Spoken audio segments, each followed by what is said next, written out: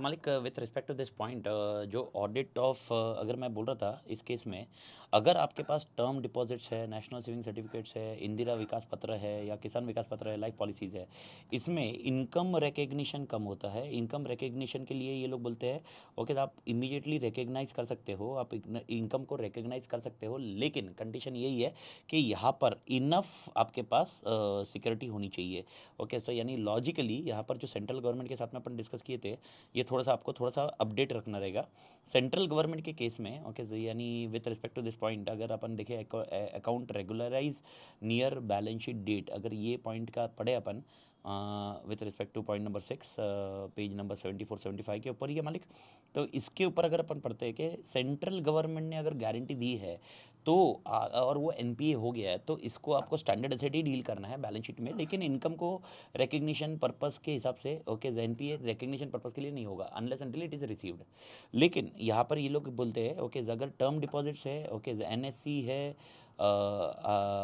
KVP है, किसान विकास पत्र है, ओके इंदिरा विकास पत्र है, ये आपके पास है, ओके तो आप इसको एनपीए करने की ज़रूरत ही नहीं है, ना इनकम के लिए ना डिस्क्लोजर के लिए। बस कंडीशन ये है कि एडिक्वेट मार्जिन होनी चाहिए, एडिक्वेट सिक्योरिटी होनी चाहिए। मार्जिन मतलब वो अमाउंट बैठा होना चाहिए एडिक्वेटली। अगर एडिक्वेट अमाउंट नहीं है तो नहीं हो पाएगा। यानी एग्जांपल मैंने लोन दिया हुआ है 10 करोड़ का, 10 लाख का, और इंदिरा विकास पत्र या जो भी मेरे पास है वो कुछ 6 लाख का है, तो फिर ये एनपीए ट्रीट किया जाएगा। लेकिन अगर 15 लाख का है और 10 लाख का लोन दिया हुआ है और वो एनपीए हो रहा है, तो ये बोलते कोई टेंशन नहीं है, ओके इसमें पैसा आपको मिलना ही मिलना है, बिकॉज इस केस में पैसा गवर्नमेंट के पास ही है मालिक। तो ये पॉइंट आपके लिए क्लियर रहना चाहिए। तो मेरे ख्याल से ये आपको पॉइंट आपको मालूम पड़ गया अभी बैंक एंड अदर थिंग्स में क्या पॉइंट डिफरेंस है। ओके अब चालू करते हैं आपका next chapter, that is called chapter 13। When I discuss about chapter 13, okay, audit and different types of entity, again मैंने इसमें एलडीआर मार्क किए हैं, ओके एलडीआर पॉइंट के इसमें किया हुआ है, और यहाँ पर बहुत सारी पंचायती है। ओके यहाँ पर मेनली स्ट्रक्चर वाइज मैं सारी वैसे मैं गो थ्रू तो सब जिसमें कर रहा हूँ, मैं रीड सारी चीज़ें कर रहा हूँ, सारी चीज़ें अपडेट कर रहा हूँ प्रोबेबली, बस मेक श्योर ये आपको समझे कि कॉन्सेप्ट वाइज आपको क्या ध्यान रखना है क्या नहीं ध्यान रखना है। ये चैप्टर थोड़ा सा कंपेरेटिवली बड़ा है, लेकिन मेक श्योर दैट ये सारी चीज़ें आपके दिमाग में फटाफट चली जाए। सबसे पहले बात करते हैं गवर्नमेंट ऑडिट की। Okay government audit you are already aware, government audit serves as mechanism process और process for public accounting of government. यानी जो अपना पैसा है, अपना पैसा जो गवर्नमेंट के पास है टैक्स के फॉर्म में, ओके बहुत सारी चीज़ों के फॉर्म में जो पैसा गवर्नमेंट के पास जाता है, वो गवर्नमेंट वो पैसा कैसे यूज़ करती है उसके बारे में अपना डिस्कशन आता है, that is called different audit of government. Legal framework क्या है तो आपको ऑलरेडी पता होना चाहिए, चैप्टर 10 में अपने पढ़ लिया था कि गवर्नमेंट ऑडिट कौन करेगा, कैग करेगा, कैग अपॉइंट करेगा ऑडिटर को, कैग अपॉइंट करेगा ऑडिटर को। तो ये फ्रेमवर्क दिया हुआ है, कैग का अपॉइंटमेंट कैसा होता है, legal framework about CAG, CAG का अपॉइंटमेंट कौन करेगा। ओके याद रखना गवर्नमेंट कंपनी अपन ने पढ़ा था चैप्टर 10 में, तो गवर्नमेंट कंपनी का ऑडिटर कौन अपॉइंट करेगा, कैग करेगा। गवर्नमेंट कंपनी का, गवर्नमेंट का नहीं बोल रहा हूँ, गवर्नमेंट का ऑडिट तो कैग ही करेगा, लेकिन गवर्नमेंट कंपनी का ऑडिटर अपॉइंट कौन करता है, कैग करता है। ये चैप्टर 10 में अपन ने देखा। अब क्वेश्चन आता है कैग का अपॉइंटमेंट कौन करता है, उसको कौन निकाल सकता है, ये डिस्कशन पॉइंट ये आपको दिया हुआ है legal framework as such. Okay इसको ज़्यादा बड़ा नहीं है, सिंपल सा कॉन्सेप्ट है। The constitution guarantees the independence of CAG, okay by prescribing that he shall be appointed by president of India. यानी उसका अपॉइंटमेंट कौन करेगा, president of India, and shall not be removed from office except on the ground of proven misbehaviour और incapacity. Okay यानी अगर incapable रहा या misbehaviour हो गया, ओके तो ही वो निकाला जा सकता है, एल्स निकाला नहीं जाएगा। सैलरी कैग की क्या होगी, which will be A salary of जज ऑफ सुप्रीम कोर्ट। यानी सुप्रीम कोर्ट के जज को जो सैलरी मिलती है वही कैग की होगी, जिसकी वजह से उसका इंडिपेंडेंस स्ट्रेंथन किया जाएगा। मोस्ट इंपॉर्टेंट ओके आर्टिकल 149 बोलता है कैग क्या ड्यूटी परफॉर्म करेगा, क्या पावर्स होंगे कैग के पास, ये डिस्कस किया गया है। आर्टिकल 150 बोलता है कि भाई यार accounts of union and states shall be kept in के सच फॉर्म। यानी जो भी यूनियन गवर्नमेंट है, स्टेट गवर्नमेंट है, ये कौन से फॉर्म में अकाउंट्स रखेगी, आर्टिकल 150 बताएगा। एंड आर्टिकल 151 बताता है कि that reports of CAG relating to the accounts of union and state shall be submitted to president और गवर्नर। यानी जो यूनियन और स्टेट के अकाउंट्स है, इसके जब रिपोर्ट्स होगी वो कौन सबमिट करेगा, गवर्नर और प्रेसिडेंट को, कैग सबमिट करेगा। तो 149, 150, 151। ओके अभी अपन इंडिविजुअल कॉन्सेप्ट में जा रहे हैं। ओके जो duties and other things, duties क्या है, कैग की पावर्स क्या है, कौन से ऑडिट कर सकते हैं, ये सब स्ट्रक्चर अपन गो थ्रू कर रहे हैं मालिक। तो पहला स्ट्रक्चर है कैग केस में, what are the duties of CAG. तो ड्यूटीज ऑफ कैग में सबसे पहला पॉइंट है ओके याद रखना, compile and submit accounts of union and state. यानी यूनियन और स्टेट के जो अकाउंट्स है उसको कंपाइल करना, उसको सबमिट करना कैग का कॉन्सेप्ट रहेगा। ओके कैग की रिस्पॉन्सिबिलिटी रहेगी, CAG shall be responsible for compiling the accounts and submit those account to the president और गवर्नर। ये अपन ने डिस्कस किया। तो पहला पॉइंट आपको ये ध्यान में रखना है कैग का। दूसरा point general provision relating to audit. Okay यानी कैग जब ऑडिट करवाएगा उसके जनरल प्रोविजन क्या होंगे, it shall be duty of the CAG okay to audit and report on all expenditure from the consolidated fund of India on of each state and of each union territory assembly having legislative assembly, यानी जो भी खर्चे हुए हैं उसका audit करना और उसको रिपोर्ट करना। ओके, जो भी खर्चे हुए उसका ऑडिट करना, रिपोर्ट करना, पहला point. To audit and report all transaction of union and state, union और स्टेट के भी जो ट्रांजेक्शंस हुए उसके ऊपर भी ऑडिट करना है, रिपोर्ट करना। And to audit and report on all trading and manufacturing and P&L accounts and balance sheet, ये सारी चीज़ों को ऑडिट अपडेट करना। Okay, this is something which you need to understand. Okay, audit के related provisions, पहला point होगा वो compile करेंगे और रिपोर्ट करेंगे। उसके एक और एक कॉन्सेप्ट होगा कि वो ऑडिट भी करेंगे। और ऑडिट करते वक्त और एक कॉन्सेप्ट आता है audit of receipts and expenditure. Most important element यहाँ पर एक एडिशनल पॉइंट आता है, audit of receipts and expenditure में क्या पॉइंट आएगा। Audits of receipts and expenditure के पॉइंट की बात करें तो यहाँ पर अपने लिए डिस्कशन क्या है, व्हेन एनीबडी और any authority is substantially finance, इसको हाईलाइट करके रखना। अगर वो सब्सटेंशियली फाइनेंस है, ओके, तो उसका भी ऑडिट, वो सब्सटेंशियली फाइनेंस किसने किया हुआ है, बाय ग्रांट्स और loans from consolidated fund of India, state या यूनियन, यानी कोई स्टेट ने या यूनियन ने या कंसोलिडेटेड फंड ऑफ इंडिया से उसको लोन दिया गया है, ग्रांट दिया गया है और वो सब्सटेंशियली फाइनेंस है, तो उसका भी ऑडिट क्या करेगा। ओके, तो अब क्या होगा, सब्सटेंशियली फाइनेंस को कैसे डिफाइन किया है इन्होंने, सब्सटेंशियली फाइनेंस ऐसे किया हुआ है। Okay, if in an financial year not less than 25 lakhs has been given, okay, as a grant, and the amount of such grant or loan is not less than 75% of total expenditure, यानी जिस भी authority को, किसी भी authority को, अगर किसी भी जन को, किसी भी अथॉरिटी को अगर ग्रांट दिया गया है या लोन दिया गया है, किसने दिया हुआ है, ओके, स्टेट ने, यूनियन ने, ओके, या कंसोलिडेटेड फंड ऑफ इंडिया से दिया है, और ये उनका 25 लाख से कम नहीं है, यानी 25 लाख से ज़्यादा है, 25 लाख से ज़्यादा है, 25 लाख से कम नहीं है, not less then 25 lakhs, not less then 25 lakhs, not less then 25 lakhs, यानी 25 लैक्स या उससे ज़्यादा है। एंड ओके, उसका जो एक्सपेंडिचर हो रहा है वो एक्सपेंडिचर 75% से ज़्यादा, 75% से ज़्यादा, 75% या उससे ज़्यादा ये जो ग्रांट मिला है उसमें से हो रहा है, जो ग्रांट मिला हुआ है। यानी एग्जांपल आप बोलो सर ग्रांट दिया हुआ है 10 लाख, ओके, क्या ये आएगा, आंसर इज नो, खत्म करो। ओके सर ग्रांट दिया हुआ है 50 लैक्स, क्या ये आएगा, आंसर इज यस। लेकिन कंडीशन और एक है, ओके, 50 लैक्स दिया है, अब उसका एक्सपेंडिचर, टोटल एक्सपेंडिचर क्या हुआ पूरे साल में, अगर टोटल एक्सपेंडिचर हुआ है, एग्जांपल बोल रहा हूँ, ओके, टोटल एक्सपेंडिचर हुआ 60 लैक्स, तो क्या 50 lakhs is more than 75%, answer is yes, तब जाके इसका ऑडिट आएगा कैग के पास, अदर देन दैट नहीं आएगा। लेकिन अगर उसका टोटल एक्सपेंडिचर 100 लैक्स हुआ है, ओके, 100 लैक्स हुआ है, ओके, अभी 100 लैक्स हुआ रहेगा और उसको ग्रांट मिला 50 लैक्स, क्या ये 75% ज़्यादा है, नहीं, तो उसका ऑडिट नहीं होगा। उसके ऑडिट के लिए सब्सटेंशियली फाइनेंस होना जरूरी है, सब्सटेंशियली फाइनेंस के लिए 2 क्राइटेरिया होना जरूरी है, 25 लाख से ज़्यादा एंड 75% से ज़्यादा। भारत माता की जय, एवरीबॉडी क्लियर मालिक। उसके बाद और audit of grants and loans, यानी अगर ओके अगर कुछ ग्रांट एंड लोन्स भी दिए हुए स्पेसिफिक पर्पस के लिए उसका भी ऑडिट होगा। ओके, और उसके अलावा audit of receipts of union and states. Okay, याद रखना कैग की ड्यूटी भी है, जो रिसीट्स आए हैं यूनियन स्टेट्स को, ओके, टैक्स के रिसीट जो भी आए हुए हैं उसका भी ऑडिट होना चाहिए।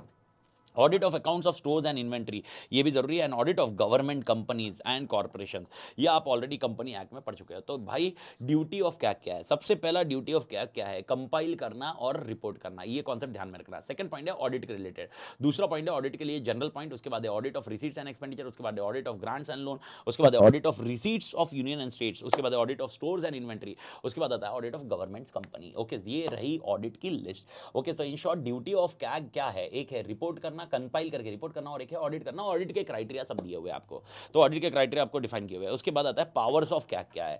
अब पावर्स ऑफ कैग की बात करें तो पावर्स ऑफ कैग क्या है, सबसे पहला to inspect any office of accounts of control under union and state, यानी वो जाके चाहिए वो इंस्पेक्शन कर सकता है किसी भी ऑफिस में।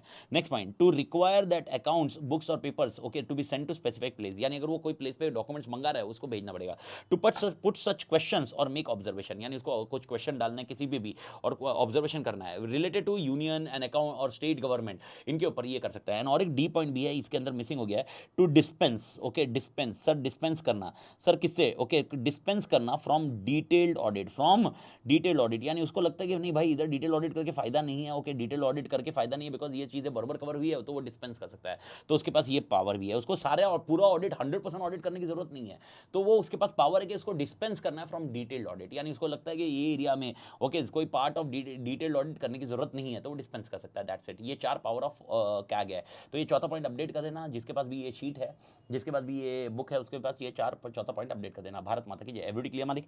इसके बाद आता है एक्सपेंडिचर ऑडिट। एक्सपेंडिचर ऑडिट के कितने क्राइटेरिया, एक्सपेंडिचर ऑडिट के ओके, एक्सपेंडिचर ऑडिट कैग जो करेगा उसके लिए कितने criteria, 4 criteria. Audit against rules and orders, दूसरा होगा ऑडिट अगेंस्ट सेक्शन, उसके बाद होगा audit against provision of funds, इसको बोलते हैं प्रोविजन ऑफ फंड्स के ऑडिट, उसके बाद होगा प्रोप्राइटी ऑडिट एंड और एक होगा परफॉर्मेंस ऑडिट। तो मेरे को बताओ कितने तरह के एक्सपेंडिचर ऑडिट किए जाते हैं, 5।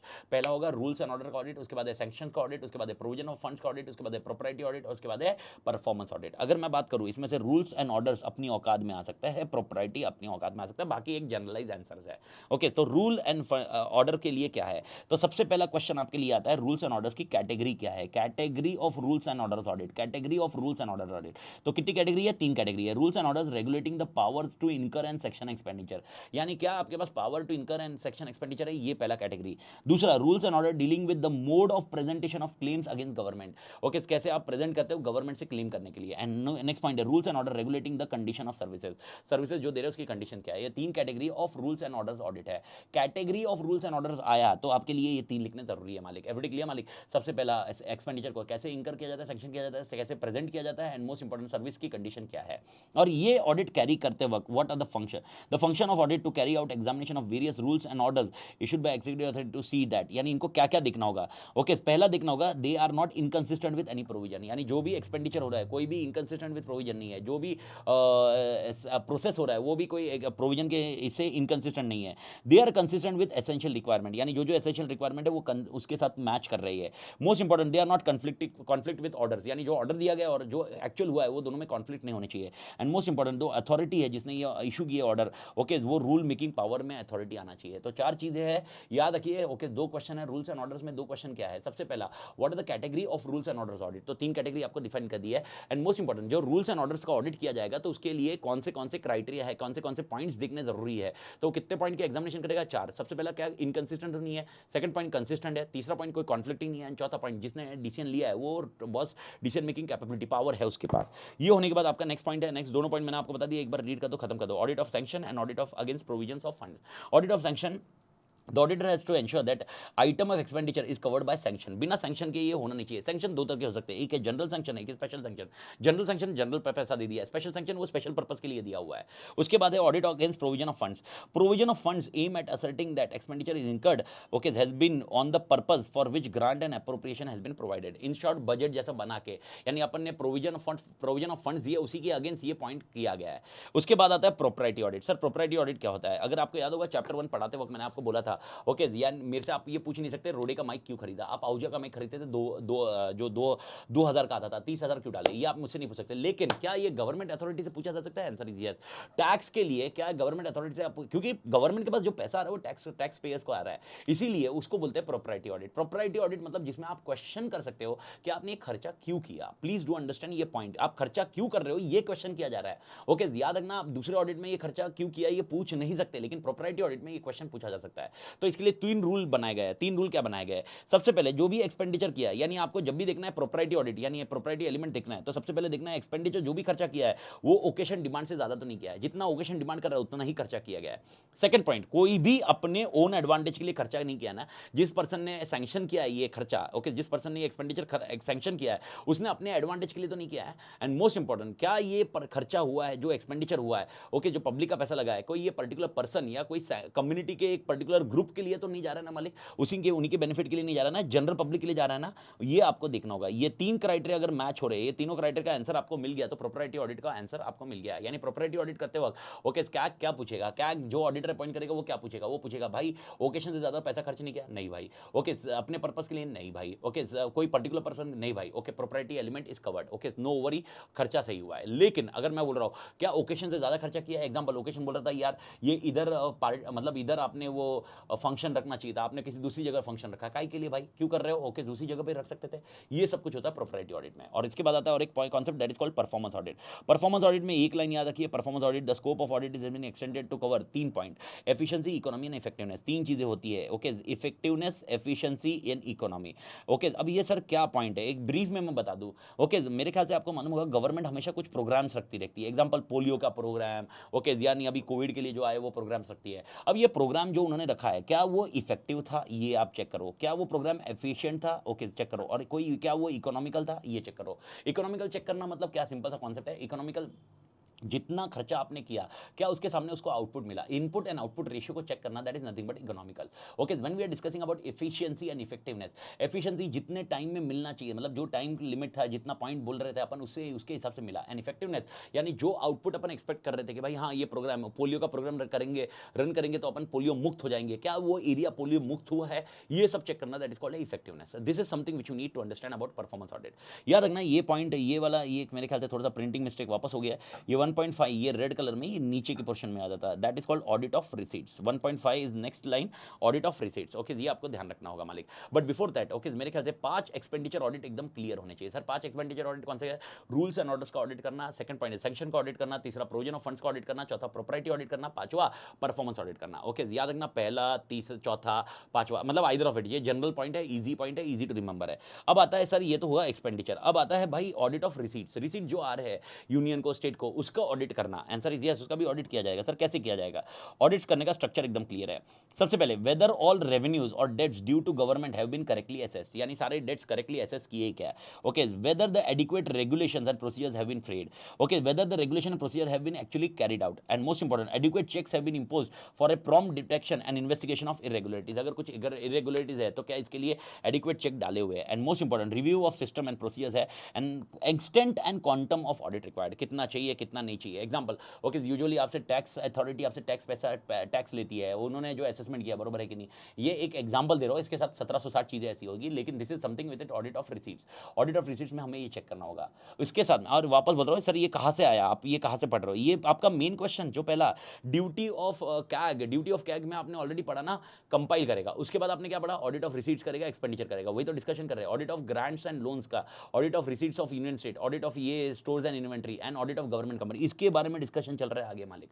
तो अगला पॉइंट आता है audit of stores and inventory. Okay, क्योंकि ऑलरेडी अपन ने ऑडिट ऑफ एक्सपेंडिचर कर लिया, ऑडिट ऑफ रिसीट्स कर लिया। ओके, ये दोनों हो गया। अभी स्टोर्स एंड इन्वेंट्रीज की बात कर रहे हैं। स्टोर्स एंड इन्वेंट्रीज ऑडिट, मतलब गवर्नमेंट के पास जो स्टोर्स एंड इन्वेंट्रीज है उसको ऑडिट करना। तो सबसे इंपॉर्टेंट पॉइंट है, सबसे पहले ऑडिट ऑफ अकाउंट्स करो जिसका स्टोर्स एंड इन्वेंट्रीज डेवलप किया गया है। The audit of purchase of stores is conducted in the same manner as well as audit of expenditure. यानी ऑडिट ऑफ एक्सपेंडिचर आपने जैसे किया है तो audit of purchase of stores भी वैसे किया जाएगा। एग्जांपल, स्टोर्स के लिए जो भी गवर्नमेंट के पास स्टोर्स एंड इन्वेंट्रीज होगी वो परचेज की गई है, उसके लिए एक्सपेंडिचर का ऑडिट करते हैं ना, रूल्स एंड ऑर्डर का, सैंक्शन का, प्रोविजन ऑफ फंड्स का, प्रोप्राइटी का, यही परफॉर्मेंस का, यही चेक किया जाएगा। उसके अलावा cases of uneconomical purchase attributable है वो आइडेंटिफाई करेंगे, कौन से अनइकोनॉमिकल थे। ओके, जो इकोनॉमिकल थे सही है, जो अनइकोनॉमिकल थे वो आइडेंटिफाई करेंगे। Accounts of receipts, issues, balance check किया जाएगा। द वैल्यूएशन ऑफ इन्वेंट्रीज बरोबर चेक की जाएगी, वैल्यूएशन ऑफ इन्वेंट्री चेक करनी पड़ेगी मालिक। This is something stores and inventories आपके लिए थोड़ी ईजी हो जाना चाहिए मालिक, लॉजिक ईजी है पॉइंट। ओके, मैं आपको बता दूं सबसे पहले अपन ने क्या पढ़ा, कैग का बेसिक। कैग का बेसिक पढ़ा मेरे ख्याल से जेपा मालिक, कैग का बेसिक पढ़ा। कैग का बेसिक के बाद अपन उसके ड्यूटी एंड पावर पढ़ रहे हैं। तो पहला पॉइंट ड्यूटी पढ़ी, ड्यूटी के अंदर अपन ने ऑडिट ऑडिट ऑडिट पढ़ा, उसके बाद उसके पावर पढ़े। उसके बाद अभी ड्यूटी के अंदर पहला ऑडिट है एक्सपेंडिचर ऑडिट, एक्सपेंडिचर के 5 तरीके पढ़े। अब उसके आया रेवेन्यू ऑडिट, रेवेन्यू ऑडिट का काम खत्म किया। उसके बाद आया स्टोर्स एंड इन्वेंट्री, अब आया कमर्शियल अकाउंट। कमर्शियल अकाउंट मतलब गवर्नमेंट कंपनी के ऑडिट। ओके, ये लोग 3 कैटेगरी में डाले। डिपार्टमेंटल एंटरप्राइज का ऑडिट हो सकता है, स्टैट्यूटरी बॉडीज का ऑडिट हो सकता है, गवर्नमेंट का, ये सोवरमेंट नहीं है, गवर्नमेंट कंपनी। वापस प्रिंटिंग एरर, साला ये चैप्टर में 3-4 प्रिंटिंग एरर हो गए। ओके, 3 एक ऑडिट किए जाएंगे ऑडिट ऑफ कमर्शियल अकाउंट में, तो ये इनके ऑडिट करने होंगे। अब क्वेश्चन आता है सर इनके ऑडिट कैसे किए जाएंगे? कंपनीज एक्ट में, कंपनीज एक्ट में जैसे ऑडिट होता है वैसे ही ऑडिट है सर। डिपार्टमेंटल एंटरप्राइज मतलब जिनके transactions union government, state government के साथ होते हैं, उनके ट्रांजैक्शंस वो चेक करने के लिए स्टैट्यूटरी बॉडीज होती है। स्टैट्यूटरी बॉडीज का कॉन्सेप्ट डिफाइन किया जाता है, and that is something which is focused on here.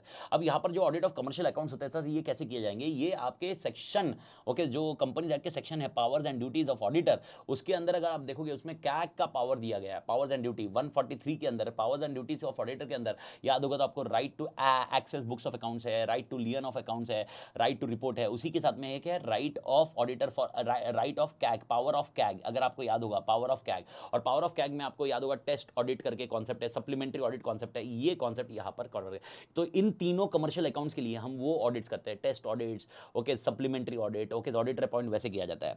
The CAG of India shall within 60 days from the date of receipt of audit report, ये अपन ने उसमें भी पढ़ा हुआ है, okay, conduct supplementary audit, okay, financial statement में and comment upon supplementary audit to report that and conduct test audit under this section. तो यानी याद रखना इनके लिए दो चीज़ें, यानी अपना नॉर्मल ऑडिट तो होता है, याद रखना कैग ऑडिटर अपॉइंट करेगा, याद है ना अपन ने डिस्कस किया हुआ है, कैग ऑडिटर अपॉइंट करेगा, लेकिन कैग ऑडिटर अपॉइंट करने के बाद ऑडिटर रिपोर्ट जब देगा, रिपोर्ट देने के बाद और कैग और दो ऑडिट करा सकता है, एक है सप्लीमेंट्री ऑडिट और एक है टेस्ट ऑडिट, ओके, ये दोनों डिफाइन किए हुए, supplementary audit and test audit. Bharat माता की जय, एवरीबॉडी क्लियर मालिक, एंड दैट्स इट, ओके, ये पॉइंट यहाँ पर अपनी खाते में होती है reporting procedure. The effectiveness of audit depends on reporting result to the appropriate authority so that appropriate action may be taken to rectify irregularities और इम्प्रॉपराइटी। इम्प्रॉपराइटी मतलब गलत खर्चे, जो खर्चे ओवर एंड अबाउ, मतलब यानी यार औजा माइक से काम होता था, काई के लिए ये माइक लिया तुमने, ओके, सो ये ओवर एंड अबाउ, ये पॉइंट इम्प्रॉपरिटी को प्रिवेंट कर सकते थे, रीऑकर नहीं होते थे। This is something which is your first point, जहां पर अपने गवर्नमेंट ऑडिट का काम खत्म किया मालिक। तो मेरे ख्याल से गवर्नमेंट ऑडिट का कहानी खत्म है और गवर्नमेंट ऑडिट के लिए कैग का कॉन्सेप्ट आपको क्लियर होना चाहिए। उसके बाद आता है आपका audit of local bodies. Audit of local bodies में एकदम सिंपल सा कॉन्सेप्ट है, म्यूनसिपालिटी के बारे में डिस्कस किया जा रहा है। Audit of Mumbai municipality, Delhi municipality, ये म्यूनसिपालिटी बड़ी बड़ी म्यूनसिपालिटी है, लेकिन कोई छोटे लोकल बॉडीज जो रहेगी उनकी म्यूनसिपालिटी अलग है। अभी पंचायत आपने देखा होगा सीजन 2, शायद देखना चाहिए, नहीं देखा हो तो सीए एग्जामिनेशन के बाद देख लेना, अच्छा सीजन, अच्छा है भाई, अच्छा है panchayat, okay, nevertheless but to the extent local bodies के ऑडिट करना। तो इनके ऑडिट करते वक्त इनको ये पहले ये समझना पड़ेगा इनको ग्रांट्स कैसे मिलते हैं। तो इनको 3 ग्रांट्स मिलते हैं, एक है जनरल पर्पस ग्रांट मिलते हैं, एक है स्पेसिफिक पर्पस ग्रांट मिलते हैं और एक है स्टैट्यूटरी कंपनसेटरी ग्रांट मिलते हैं। जनरल पर्पस ग्रांट यानी एग्जांपल म्युनिसिपल बॉडीज के लिए इतना बताया जाता है कि पूरे साल में कितना खर्चा आएगा, 3 महीने में कितना खर्चा आएगा, उतना जनरल ग्रांट दिया जाता है, एक जनरल एक्सपेंडिचर। तो general grant is for expenditure, general expenditure के लिए दिया जाता है, ओके। स्पेसिफिक पर्पस ये एक पर्पस के लिए दिया जाता है grant. And most important statutory और कंपनसेटरी ग्रांट्स, मेरे ख्याल से ये इसको समझाने के लिए एक बेस्ट एग्जांपल बोलता हूं। क्या आपको जीएसटी किसको भरा जाता है? सेंट्रल को भरा जाता है, और सेंटर इसको स्टेट को देता है। उसी तरह स्टेट कोई टैक्स कलेक्ट करता होगा जो लोकल बॉडीज के पास जाना चाहिए, लेकिन वो स्टेट कलेक्ट करता है और स्टेट वो लोकल बॉडीज को देता है, this is something which is nothing but okay statutory and compensatory grants. मेरे ख्याल से मालिक क्लियर है, यहां तक आपको ये ध्यान में आ जाना चाहिए, ये कहानी खत्म हो जाती है। इसके बाद आता है मेरे ख्याल से मालिक समझा, तो कितने प्रकार के ग्रांट मिलते हैं? 3 प्रकार के ग्रांट मिलते हैं। उसके बाद फाइनेंशियल एडमिनिस्ट्रेशन कैसे होता है? ओके भाई यार, ये तो चीज एकदम क्लियर है, उनके पास बजट्स होने चाहिए, उसका एक्सपेंडिचर कंट्रोल होना चाहिए और उनका अकाउंटिंग सिस्टम होना चाहिए। 3 चीजें, क्या बजटरी कंट्रोल होना चाहिए? आंसर इज यस, उनके पास प्रोसीजर होना चाहिए, एक्सपेंडिचर कंट्रोल होना चाहिए एंड अकाउंटिंग सिस्टम होना चाहिए। किसके पास? लोकल बॉडीज के पास। तो इनके पास पहले बजट होना चाहिए, खर्चे ऐसे मन किया चल उड़ाते, ऐसा नहीं किया जाएगा, उनके पास बजटरी प्रोसीजर होगा। उसके बाद अगर बाई चांस एक्सेस लग रहा है तो उसके ऊपर कंट्रोल कैसे किया जाएगा, और उनके पास कोई अकाउंटिंग सिस्टम होगा जिसके ऊपर ये काम किया जाएगा। एज ए ऑडिटर तुम्हारा ऑब्जेक्टिव क्या होगा? तुमको रिपोर्ट करना होगा फेयरनेस पे, तुमको रिपोर्ट करना होगा स्ट्रेंथ एंड वीकनेस पे, तुमको रिपोर्ट करना होगा एडहेरेंस पे, और तुमको रिपोर्ट करना होगा क्या वैल्यू मिल रही है क्या लोकल बॉडीज केस में, and okay detection and prevention, जो भी इरोनियस हो रहा है या कुछ भी चीजें हो रही है जो गलत हो रहा है उसको डिटेक्ट करना और उसको प्रिवेंट करना फ्यूचर के लिए। 5 चीजें हैं objective on audit of local bodies. अब इसके लिए इन्होंने एक पॉइंट दिया, पंचायती दी हुई है, और इसको पंचायती को आपने याद रख लेना है, what is an audit programme for local bodies. तो audit programme for local bodies क्या है? द लोकल, पहला पॉइंट है ऑडिटर अपॉइंट कौन करेगा? Usually state government auditor appoint करता है। कौन अपॉइंट करता है? State government. लेकिन दिल्ली म्युनिसिपालिटी, मुंबई म्युनिसिपालिटी इतनी बड़ी है कि उनके ऑडिटर वो खुद ही अपॉइंट करते हैं, okay, they have power to appoint their external auditor. तो ये याद रखना, पहला पॉइंट उन्होंने दिया है कि ऑडिटर अपॉइंट कौन करेगा। उसके बाद दिया है the auditor while auditing local body should report on the fairness, जो ऊपर अपने ऑब्जेक्टिव में पढ़ा। उसके बाद है the auditor should ensure that expenditure incurred confirms, ऊपर पढ़ा था ऑब्जेक्टिव में। उसके बाद देखना है एंश्योर करना है ऑल टाइप्स ऑफ सैंक्शन, अरे भाई ये भी पॉइंट ऊपर दिखा है, okay. Most important provision for funds है कि नहीं, and auditor should check different scheme and project, जो भी है वो डिफरेंट चीजें देखेगा। इन शॉर्ट ओके, अगर आपने ये पॉइंट ऑब्जेक्टिव अच्छे से समझ लिया तो ये ऑडिट प्रोग्राम आपको झिप गया। खाली आपको इतना सा याद रखना है ऑडिटर कौन अपॉइंट करेगा। तो याद रखना लोकल फंड ऑडिट विंग छोड़ दो, स्टेट गवर्नमेंट ऑडिटर अपॉइंट करेगा, ओके। लेकिन दिल्ली, मुंबई, जो म्युनिसिपैलिटी बहुत बड़ी है, लोकल म्युनिसिपैलिटी, बीएमसी अपनी मुंबई की बीएमसी है, ओके। सो इस केस में ओके ऑडिटर कौन अपॉइंट करेगा? बीएमसी खुद करेगी। This is what a concept which you need to understand for a local bodies की कहानी खत्म होने के बाद एनजीओस का पार्ट आता है। NGOs is something non government organisation. तो इन केस में अब ये पंचायती है, इसमें मैं ज्यादा हेडेक नहीं करूंगा, मैं सिर्फ रीडिंग प्रोसीजर है, इसको आप रीड करते जाइए और खत्म करते जाइए। Okay, NGO can be defined as non-profit making organization which raise funds from members, donors or contributors apart from receiving donation of time, energy and skills। यानी टाइम भी इनको डोनेशन टाइम मिलता है, एनर्जी मिलती है, लोग आते हैं ना काम करने के लिए, एनर्जी मिलती है, स्किल्स मिलते हैं, लेकिन उसके अलावा भी पैसे मिलते हैं, okay. Sources and application of fund, the main source of fund is grants and donation, fund raising programmes, okay. Donation and grant received in nature of promoters contribution, donation and grant received from acquisition of specific fix assets, okay, asset दिया जाता है। Many time NGO received contribution in kind, okay, चद्दर देते, shawl देते, आपको ये मालूम होगा, ओके, हमें ये बांटना है, ओके, ओके, खाने के लिए देते हैं। The areas of application of fund of NGO is establishment cost, उनको ऑफिस के लिए कॉस्ट लगेगी, office and administrative expenses, maintenance expenses, ये उनके खर्चे होते हैं और उसके हिसाब से वो काम करते हैं आगे। Provision relating to MBO, okay, जिसके अंदर आपको देखना होगा auditor of NGO registered under societies registered act और Indian trust act are the normally management of society appoint करता है। यानी ऑडिटर अपॉइंट करने वाला बंदा कौन होगा, okay, management of the society, जो भी मैनेजमेंट ऑफ सोसाइटी है वो अपॉइंट करेंगे, लेकिन कंडीशन ये है कि वो जो एनजीओ है वो रजिस्टर्ड होनी चाहिए सोसाइटी रजिस्ट्रेशन एक्ट में या इंडियन ट्रस्ट एक्ट में।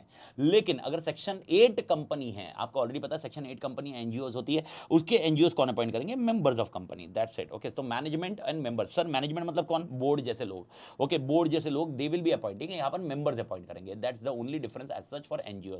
तो याद रखना ये हो गया आपके अपॉइंटमेंट के लिए। तो अपॉइंटमेंट याद रखना, अगर सोसाइटी एक्ट है या इंडियन ट्रस्ट एक्ट है, ये एक्ट है, तो इसमें कौन अपॉइंट करेगा, मैनेजमेंट मतलब बोर्ड, और बाकी अगर सेक्शन 8 कंपनी है तो आपने याद रखना है मेंबर अपॉइंट करेंगे। भारत माता की जय। अपॉइंटमेंट का ही ध्यान रखो, बाकी क्या है, बाकी तो आपने पंचायती लिखनी है भाई, ओके। उसके बाद आता है while planning the audit consideration क्या क्या होंगे। अब ये पंचायती है मालिक, ये पंचायती क्या है, नॉलेज ऑफ एनजीओज वर्क होना चाहिए, नॉलेज ऑफ रिलेवेंट स्टैट्यूज होनी चाहिए, अपडेट होना चाहिए, लीगल फॉर्म ऑफ ऑर्गेनाइजेशन कैसा है, ओके, ऑर्गेनाइजेशन के चार्ट रिव्यू करो, minutes of meeting, board meeting है, मैनेजमेंट कमेटी उनकी मीटिंग देखनी है, मटर्निटी लेवल क्या होगा, इनके सिस्टम्स क्या होंगे, इनके रिपोर्ट्स कैसे जाते हैं, इनके कम्युनिकेशन क्या होते हैं, एक्सपर्ट्स का इन्वॉल्वमेंट लगेगा क्या, और पिछले साल की रिपोर्ट्स क्या होगी, कैसी होगी, क्या इनके इंटरनल कंट्रोल होंगे, ये सब चीज़ें चेक करनी है। तो अगर देखोगे तो एक जनरलाइज सिस्टम है, system of accounting system, internal control, materiality level, nature timing of reports होगा, इन्वॉल्वमेंट ऑफ एक्सपर्ट होगा, प्रीवियस ईयर ऑडिट रिपोर्ट ली जाएगी, something like that. In short मतलब इन शॉर्ट ये अगर देखोगे ना, आपने रिस्क असेसमेंट प्रोसीजर चैप्टर 4 में नहीं पढ़ा गया, केओसी देखना, okay, components of internal control देखना, वही सारी चीजें लिख रहा है वाइल प्लानिंग, क्योंकि ये क्वेश्चन है प्लानिंग एंड ऑडिट करते वक्त क्या करना है, ओके। अब क्वेश्चन आता है जब ऑडिट करोगे तो उसके अंदर क्या क्या आप कवर करना होगा ताकि कोई मटेरियल आइटम ओमिट ना हो, ये आपका अगला क्वेश्चन है। तो सर क्या क्या चेक करोगे, तो ये अगला क्वेश्चन है, क्या क्या चेक करोगे। तो भाई क्या क्या चेक करेगा, कॉर्पस फंड चेक करेगा, रिजर्व्स चेक करेगा, ईयर मार्क फंड्स, यानी किसी चीज़ के किसी पर्पस के लिए फंड्स मार्क किए होंगे, उसी पर्पस के लिए यूज होने चाहिए, किसी और पर्पस के लिए नहीं होने चाहिए, ओके। बैलेंसेस क्या है, लोन्स किसको दिए हुए हैं, फिक्स एसेट्स क्या है, इन्वेस्टमेंट्स क्या है, कैश इन हैंड कितना है, बैंक बैलेंस कितना है, इन्वेंट्री क्या है इनकी, प्रोग्राम कौन से चल रहे हैं, एस्टेब्लिशमेंट एक्सपेंसेस कितना लग रहा है, जैसे ऑफिस एंड एडमिनिस्ट्रेटिव एक्सपेंसेस क्या होगा, रिसीट क्या चेक करनी चाहिए, आंसर इज यस। रिसीट उनको कैसे मिलता है, ग्रांट्स मिलता है, फंड रेजिंग प्रोग्राम है, मेंबरशिप फीस है, ओके, सब्सक्रिप्शंस है, ओके, इंटरेस्ट एंड डिविडेंड्स है, ये रिसीट्स को चेक करना चाहिए, ओके। ये हो गया आपका audit of NGO. In short अगर मैं बात करूं ऑडिट ऑफ एनजीओ में, आपको मेन कंटेक्स्ट क्या याद रखना है, मेन कंटेक्स्ट है अपॉइंटमेंट ऑफ ऑडिटर, बाकी तो सब पंचायती ध्यान रखनी है भाई, ओके। और अगर आप सोर्सेज एंड एप्लीकेशन याद रख लिए तो आगे ऑडिट करने का तरीका वैसे ही झिप जाएगा मालिक, ओके। बट एग्जामिनेशन में एक चीज का ध्यान रखना, अगर प्लानिंग पूछा है ना तो याद रखना केओसी रिलेटेड, प्लानिंग करते वक्त मतलब क्या है, रिस्क असेसमेंट प्रोसीजर होता है ना, वो अपना केओसी का पॉइंट वो होता है अपने लिए प्लानिंग करते वक्त। लेकिन जब अपन ऑडिट करते हैं तो अपन डिटेल में कुछ चीजें चेक करते हैं, दैट्स इट, एग्जैक्टली ये पॉइंट यहां पर कवर होता है। ऑडिट ऑफ सोल ट्रेडर, ये एक लाइन है, एक लाइन पढ़ के खत्म कर दीजिए, दिमाग थोड़ी मत करिए। Soul trader, okay, soul trader खुद उसको अपॉइंट करेगा और उसके हिसाब से वो काम करेगा, ओके। ये अपॉइंटमेंट किसके हिसाब से किया जाएगा, ओके, सोल ट्रेडर जो है और उसके हिसाब से ही ये काम करेगा मालिक।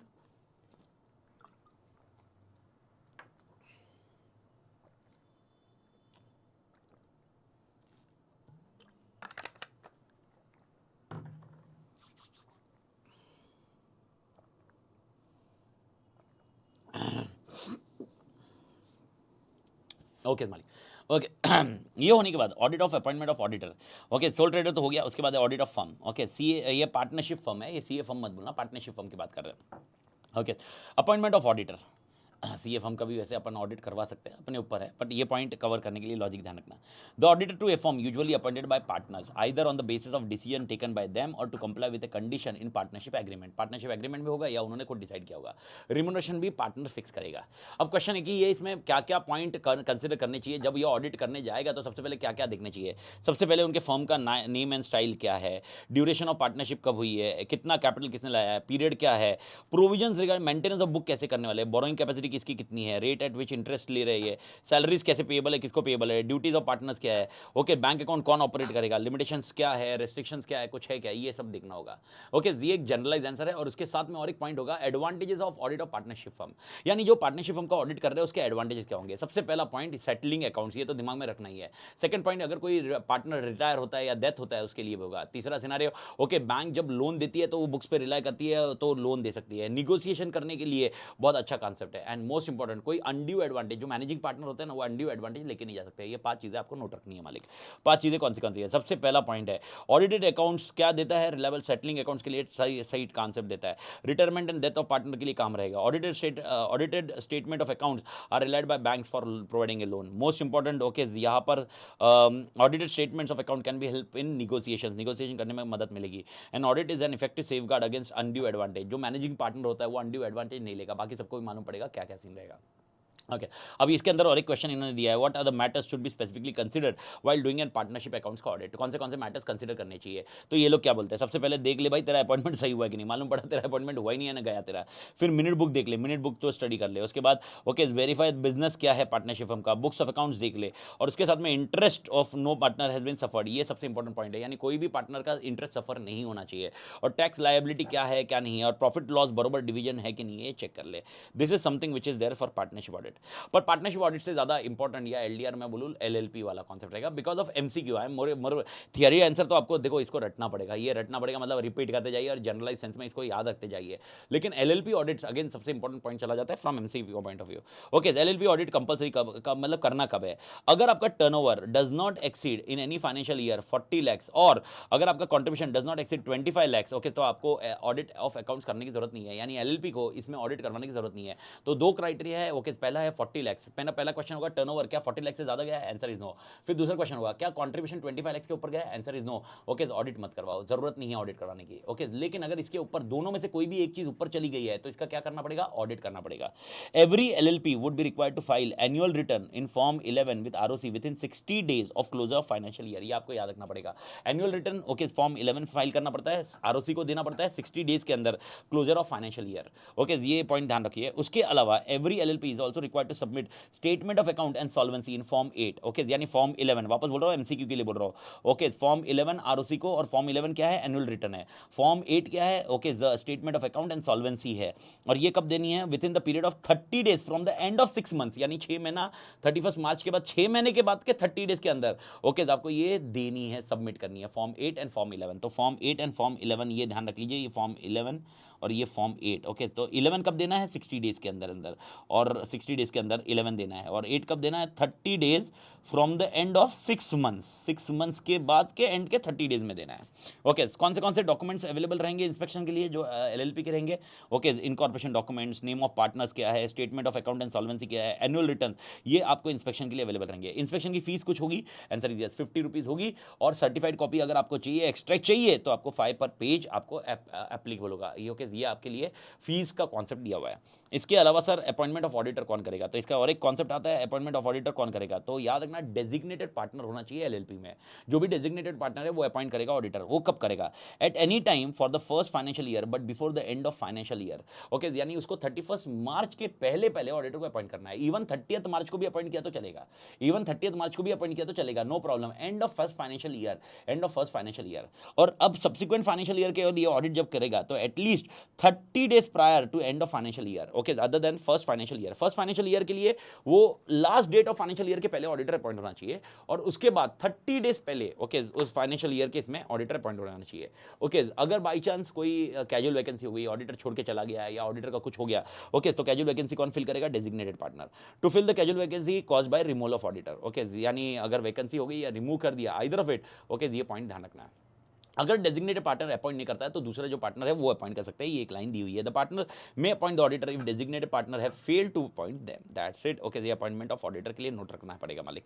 भारत माता की जय, एवरीबॉडी क्लियर मालिक। उसके अलावा ओके सर कौन से बुक्स ऑफ अकाउंट्स मेंटेन करने पड़ेंगे एलएलपी के लिए? तो भाई आपने क्या पैसा आया और खर्चा किया, इसका बुक्स मेंटेन करना पड़ेगा। दूसरा आपकी एसेट्स और लाइबिलिटीज क्या है, ये करना पड़ेगा। In short books of account जैसा होता है ना पीएनएल एंड बैलेंस शीट, बस पीएनएल बैलेंस शीट की जगह money received and expanded, okay assets and liabilities. उसके अलावा अगर आप प्रोडक्शन में मैन्युफैक्चरिंग में है तो आपका cost of goods purchase, inventories, work in progress, finish goods क्या सिनेरियो है, एंड एनी अदर पर्टिकुलर्स जो पार्टनर्स में डिसाइड, दैट्स इट। ओके ये डॉक्यूमेंट्स रखने पड़ेंगे, बुक्स ऑफ अकाउंट्स रखने पड़ेंगे। सर क्या फायदा एलएलपी ऑडिट का फायदा है, वापस आपका देख लो, सब पहले जैसा ही कॉन्सेप्ट है। फ्रॉड्स एंड एरर्स को डिटेक्ट करने होगा, डिस्प्यूट्स को सेटल करने में होगा, लोन मिलेगा अगर ये हुआ तो। उसके अलावा okay periodical visit and suggestion से ऑडिटर हमें हेल्पफुल होगा, एंड सेटलिंग अकाउंट्स के लिए काम होगा। अगर आप देखोगे पार्टनरशिप फर्म का जो ऑडिट का एडवांटेज एडवांटेज था वही ऑलमोस्ट एडवांटेज सारे इधर के इधर है। ओके, यही कॉन्सेप्ट आपके लिए रहेगा। ऑडिटर्स ड्यूटी ऑफ एलएलपी क्या है? ओके, अब ये थोड़ा सा पॉइंट आपको एडिशनली ध्यान रखना पड़ेगा। Auditor should get definite instruction in writing, यानी इसको क्या करना है ये आपको सामने वाले से मिलना पड़ेगा। ओके, और ऑडिटर को मेंशन होना चाहिए कि रिकॉर्ड्स ऑफ फर्म्स कहाँ पर करेक्ट एंड रिलायबल अपेयर है क्या, और उसको सारी इन्फॉर्मेशन एक्सप्लेनेशन मिलनी चाहिए, और कोई रेस्ट्रिक्शन इंपोज है कि नहीं है ये लिखा होना चाहिए, लिमिटेशन ऑफ स्कोप जैसा। ओके, एंड ऑडिटर चेक करेगा कि जो भी एग्रीमेंट है एलएलपी उसके अंदर ओके नेचर ऑफ एलएलपी क्या है, कितना कैपिटल है, कितना इंटरेस्ट मिलेगा, कितना ड्राइंग है, कितना बोरिंग पावर है, ओके सैलरीज किसको कितनी मिलेगी, राइट्स एंड ड्यूटीज क्या है, मेथड ऑफ सेटलमेंट क्या होगा, ओके प्रॉफिट एंड लॉस कैसे सेटल किया जाएगा, प्रॉफिट शेयरिंग क्या है, ये सब कुछ रखना, ये सब कुछ चेक करना होगा। इन शॉर्ट इसको एग्रीमेंट चेक करना होगा, एग्रीमेंट में उसको पंचायती चेक करना पड़ेगी। एंड लास्ट कॉन्सेप्ट है इसके साथ में, if partners maintain minute book, okay उसको भी देखना पड़ेगा कौन से रिजोल्यूशन पास हुए, बिकॉज कंपनीज एक्ट के हिसाब से एलएलपी को भी रिजोल्यूशन पास करने पड़ते हैं, कौन से रिजोल्यूशन पास हुए और उसके क्या अकाउंट्स में इंपैक्ट है वो चीज़ चेक करनी चाहिए। This is auditors duty regarding LLP. Bharat माता की जय। मेरे ख्याल से मालिक एवरीडी क्लियर। तो यहाँ पर एलएलपी की ऑडिट की ड्यूटी कहानी खत्म होती है और एलएलपी कहानी खत्म हो जाती है। एलएलपी में मैंने आपको बता दिया एलडीआर रखना है एलएलपी के लिए। एलएलपी होने के बाद आपके लिए नेक्स्ट कॉन्सेप्ट आता है चैरिटेबल इंस्टीट्यूशन। अब थोड़ा सा ध्यान रखना मालिक, चैरिटेबल इंस्टीट्यूशन की बात करें, चैरिटेबल इंस्टीट्यूशन का कॉन्सेप्ट ये रखे ना, तो चैरिटेबल इंस्टीट्यूशन के लिए अब जो भी आएगा आगे 3-4 चीज़ें, मैं सिर्फ रीडिंग प्रोसेस में ज़्यादा जा रहा हूँ क्योंकि अल्टीमेटली उसके अंदर और कुछ है नहीं।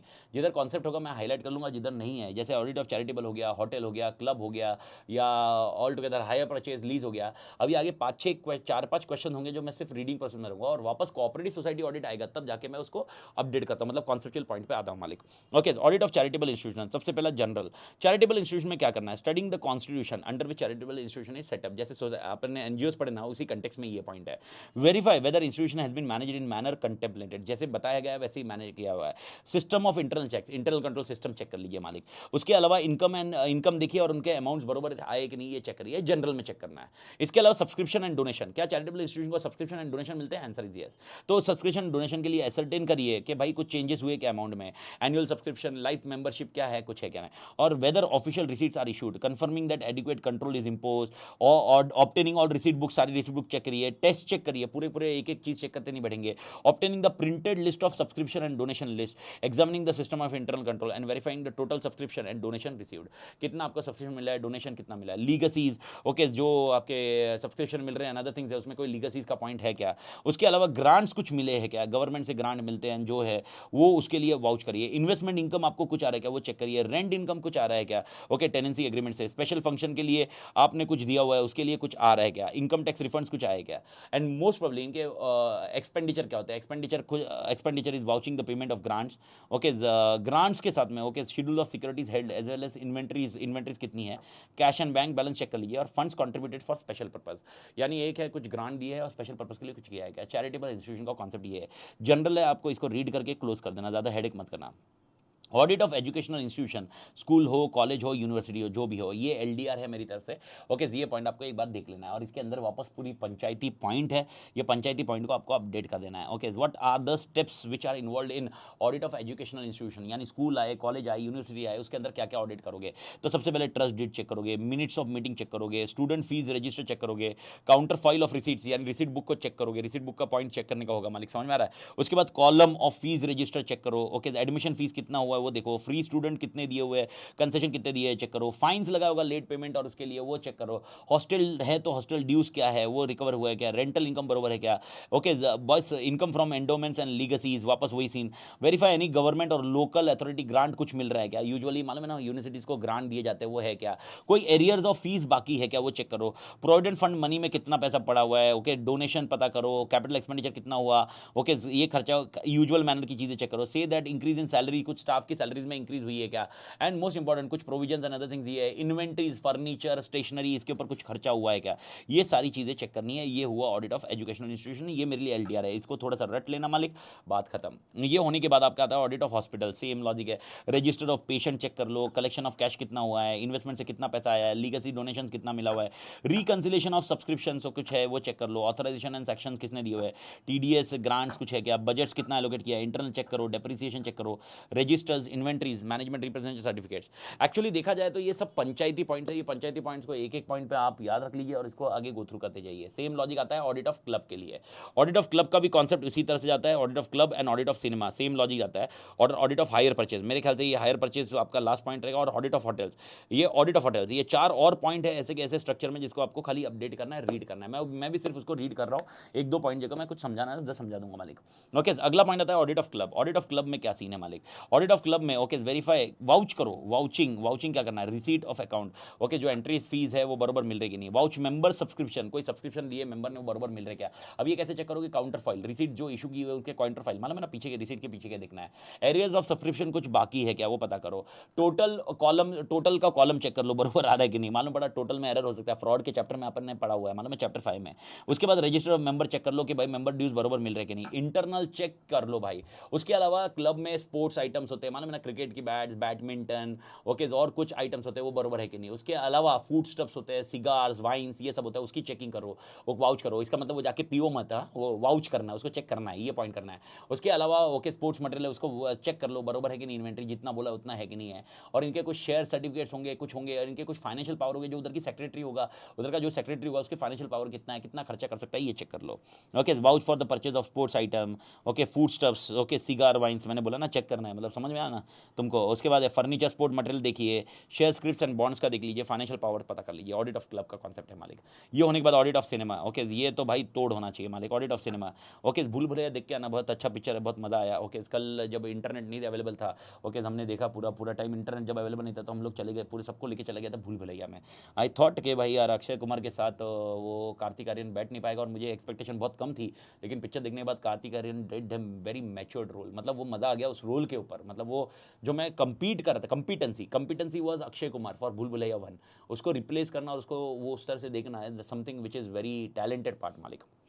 Okay, audit of cinema, audit of cinema में क्या क्या होता है मालिक? ओके सबसे पहला point, okay audit of cinema में क्या करेंगे? इंटरनल कंट्रोल मैकेनिज्म, एंट्रेंस पे सिनेमा हॉल के during show only through printed tickets के थ्रू ही अंदर जाने दे रहे हैं। सीरियली नंबर्ड है, ओके बाउंड इन बुक्स है, number of tickets issued in the show and class है, एडवांस बुकिंग सेपरेट सीरीज दी जा रही है, इन्वेंट्री ऑफ टिकट्स बराबर मेंटेन की जा रही कि नहीं। मैं आपको तो ये सब पूरी पंचायती हो गई। अगर आप पीवीआर जाते हो, मुंबई की बात कर रहा हूँ, I don't know outside Mumbai, but अगर मैं मुंबई, दिल्ली, जिधर पीवीआर है या जिधर बहुत अच्छे अच्छे थिएटर्स है, ओके मैं बता रहा हूँ टिकट भी नहीं देते। कोविड के इसमें तो प्रिंटिंग भी छोड़ दिया उन्होंने, व्हाट्सअप आता है या मैसेज आता है, मैसेज आ जाता है, बुक माई शो से तो व्हाट्सअप आता है, लेकिन मैं अगर विंडो पे भी जाता हूँ ना, टिकट लेने की कोशिश करता हूँ ना मालिक, मेरे को टिकट भी नहीं मिलता है। मेरे को वो मैसेज आएगा, मैसेज दिखाना है उधर, और मैसेज के थ्रू वो छोड़ देगा।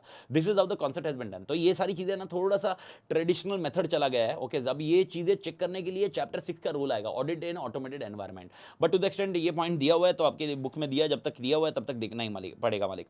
Confirm that at the end of the show a statement of ticket sold के रेडी हो जाता है। Verify the record is kept of free passes, किसी को फ्री दिया जाता है। Reconcile the amount of entertainment tax collected, ये सबसे इंपॉर्टेंट है भाई, एंटरटेनमेंट टैक्स कितना गया है, कितना देने का है। Vouch the entries of the cash book, okay कितना कैश कलेक्ट हुआ है। Verify the charges collected, okay जो स्लाइड शॉर्ट्स कुछ होते हैं ना एडवर्टाइजमेंट, उसके कितने चार्जेस है। Vouch for the expenditure incurred, advertisement, repairs and maintenance कितना रहेगा। कंफर्म दैट डेप्रिसिएशन मशीनरी के ऊपर बरोबर है। Payments of accounts of film hire bills with distributors ले लीजिए। ओके आज के डेट में ये आ जाता है।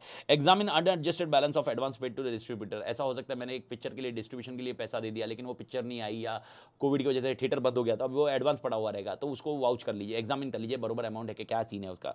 The arrangement of collection of the share in the restaurant income, ये सबसे इंपॉर्टेंट है, ये जिंदगी का सबसे तोड़ इंपॉर्टेंट है। साला थिएटर जो कमाता है ना वो टिकट से नहीं कमाता मालिक, मैं आपको बता दूं।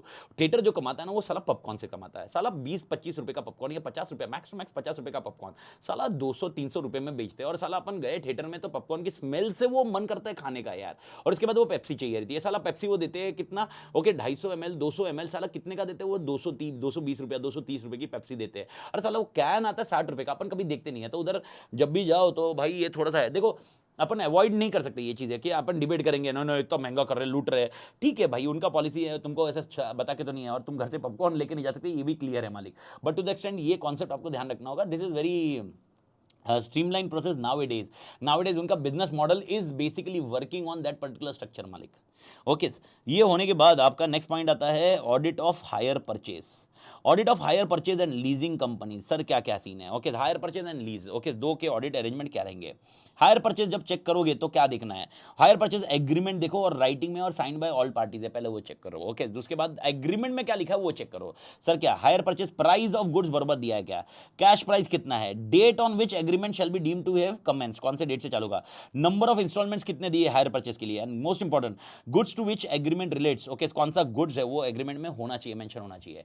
एंड मोस्ट इंपॉर्टेंट, इंश्योर करो इंस्टॉलमेंट आ रहा है कि नहीं। In short, hire purchase case में आपको एग्रीमेंट मेनली चेक करना है, और एग्रीमेंट के सामने जो पैसा आना चाहिए, इंस्टॉलमेंट आना चाहिए, वो आ रहा है कि नहीं, ये चेक करो। दैट्स इट हायर परचेज के लिए। ओके, वैसे के वैसा कॉन्सेप्ट लीज के लिए, लीज एग्रीमेंट, आपको लीज एग्रीमेंट में भी आपको लीज का ही चेक करना है। तो लीज एग्रीमेंट में क्या चेक करोगे? Define during the lease period the lessee will pay the rental regularly, lessee and lessor रहेगा, लेसी रेंटल देगा रेगुलरली, ये क्लियर है। Will keep the equipment in good and repair condition, will entitle to any manufacture warranty, defects कुछ रहे उसके लिए रहेगा। At the end of the lease period the equipment shall retreat to the lessor, lessor को दे दिया जाएगा। ये कॉन्सेप्ट होता है लीज एग्रीमेंट का। वापस सर क्या क्या देखोगे? तो पहला पॉइंट, लीजिंग कंपनी का ऑब्जेक्ट क्लॉज देख लो, मेमोरेंडम ऑफ एसोसिएशन देख लो, उसमें से ऑब्जेक्ट क्लॉज देख लो, क्या लीजिंग कंपनी का ऑब्जेक्ट में ये लीज करना लिखा हुआ है कि नहीं। Whether there exist a procedure to ascertain the credit analysis, the lease agreement should examine, वापस चीज है, डज डिस्क्रिप्शन ऑफ लेसर कौन है, लेसी कौन है, इक्विपमेंट क्या है, लोकेशन क्या है, amount of tenure of lease, dates of payment कैसे रहेंगे, equipment shall be return to the lessor on termination, whether the agreement prohibits the lessee from assigning और सबलेटिंग, ये भी है कि नहीं है, इंश्योर करो। Examine the lease proposal form submitted by the lessee, okay, ये पॉइंट, लीज प्रपोजल फॉर्म ये रहता है। Examine that invoice retained safely as the lease is a long term contract, examine the acceptance letter obtained from the lessee, उसने accept किया कि नहीं, board resolution देख लो, and copies of insurance policy देख लो। In short, lessor and lessee में थोड़ा कॉम्प्लिकेटेड है, लेकिन इसके लिए और एक इन्होंने एक डिस्टिंग्विश बिटवीन दिया है कि there are two types of lease, one is operating lease and one is finance lease. एक सिंपल से बात करूँ, एक छोटी मोटी चीजें अगर मैं देता हूँ that is called operating lease, लेकिन अगर मैं बहुत बड़ी बड़ी चीजें देता हूँ, लैंड है, ऑफिस है, बिल्डिंग है, अगर मैं ये लीज पे देता हूँ, this is nothing but a financial lease. तो operating lease and financial lease के इन्होंने डिफरेंस बिटवीन बता दिए। ओके, ध्यान रख लेना और इजी आंसर है। ओके, एग्जांपल मैंने प्रोजेक्टर आपको दिया, this is nothing but operating lease. मैंने आपको ये building the, okay, this is nothing but a financial lease. Okay, projector और बिल्डिंग के कॉन्टेक्स्ट अलग अलग है, उसी के हिसाब से इन्होंने दिए हुए हैं। Okay, what is the difference between operating lease and financial lease? Okay, so operating lease, lease of projector, computers, laptops, coffee dispenser, lease of plant, machinery, office building, ये है। Ownership of the asset remains with the lessor. Okay, ownership transfer option at the end of lease period is available with lessee. यानी ऐसा हो सकता है financial lease and हो, उसके बाद लेसी को दिया जाए। ओके, ये ऐसा ऑप्शंस अवेलेबल है। Okay, which is not there in operating lease. उसके बाद है operating lease is generally treated as renting agreement, ये तो ऑलरेडी क्लियर होना चाहिए, लेकिन financial lease is treated as loan arrangement, वो लोन जैसा दिया जाता है। Lessee does not have any option. Okay, यहां पर फाइनेंशियल में lessee have option to purchase, ये भी अपन ने डिस्कस किया। Lease term generally extend to a less than 75% of projected useful life. Lease term, okay, generally more than or equal to estimated economic life. ये पूरे 100% के लिए economic life के लिए लीज दिया जाता है। लीज पेज, लेसी पे ओनली द मंथली लीज, यहाँ पर लेसी जो पे करेगा मंथली लीज तो पे करेगा, साथ में वो इंश्योरेंस, मेंटेनेंस, टैक्सेस जो भी रहेगा वो भी बियर करेगा। लेकिन इसमें इसीलिए लेसी जो है वो डेप्रिसिएशन नहीं ले सकता ऑपरेटिंग लीज में, लेकिन यहाँ पर लेसी डेप्रिसिएशन क्लेम कर सकता है, साथ में इंटरेस्ट भी क्लेम कर सकता है। That is something different between operating lease and financial lease. तो भारत माता की जय, मेरे ख्याल से ऑपरेटिंग लीज, फाइनेंशियल लीज भी क्लियर हो गया मालिक आप सबके लिए। ये होने के बाद आपके लिए लास्ट क्वेश्चन आता है, that is called audit of hospital. Okay, audit of, sorry, hospital तो ये हो गया अपना, हॉस्पिटल के लिए तो 8-10 पॉइंट थे अपन ने लिखे थे। ऑडिट ऑफ होटल्स, होटल्स में भी ये पंचायती लिखा हुआ है, पंचायती है। ओके, कुछ नहीं, एक बार रीड मार के छोड़ दीजिए, इंटरनल कंट्रोल चेक कर लीजिए।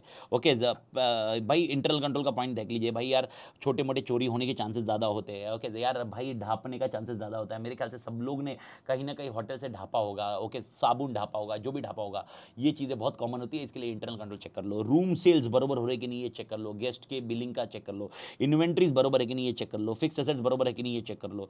उसके बाद casual labour is one of the important point, क्योंकि इसकी वजह से होटल का नाम बदनाम हो सकता है। कैजुअल लेबर कौन होता है? वो जो डेली वेज वर्कर होता है, या ऐसा लेबर आता है जो परमानेंट नहीं होता पेरोल पे। ओके, वो कैजुअल लेबर होता है। एंड अदर पॉइंट्स, एक जनरल पॉइंट्स है। ओके, याद रखिए, ट्रैवल एजेंट से बुकिंग आ रही है, उसका क्या सीन है, कमीशन कितना दिया जा रहा है, ऑडिटर ने इंश्योर करना प्रॉपर रिकॉर्ड से क्या, रेस्टोरेंट बिल बरोबर मैच हो हो रहे हैं कि नहीं, कॉस्ट ऑफ रिपेयर्स एंड जो भी माइनर रिनोवेशन है, जो भी चीज़ है।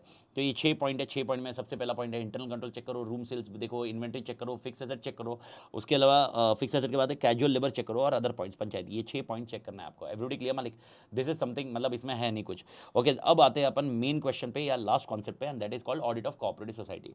मैं आपको बता दूं, भले मैं रिवीजन अभी इसमें रिकॉर्ड करूंगा रिवीजन फॉर्मेट में, लेकिन अगर किसी को भी इस पार्ट पे किसी को दिक्कत है तो इसका मेन लेक्चर मैंने ऑलरेडी यूट्यूब पे अपलोड कर चुका हूँ। ओके, तो मेन लेक्चर डिटेल में, अगर किसी को कॉन्सेप्ट नहीं समझ में आ रहा है, मैं समझा रहा हूँ, मतलब ये समझाते वक्त रिवीजन में कुछ समझाते वक्त अगर आपको लग रहा है नहीं इसमें कोई डाउट आ रहा है, ओके, तो आप वो मेन लेक्चर में रिफर कर सकते हो। मेन लेक्चर भी 1.5-2 घंटे का, इसका मेन 1.5-2 घंटे का कुछ मेन लेक्चर है कोऑपरेटिव सोसाइटी का, कोऑपरेटिव सोसाइटी के बारे में, तो आप उधर से जाके कर सकते हो। एंड ये एलडीआर पोर्शन रखिए मालिक।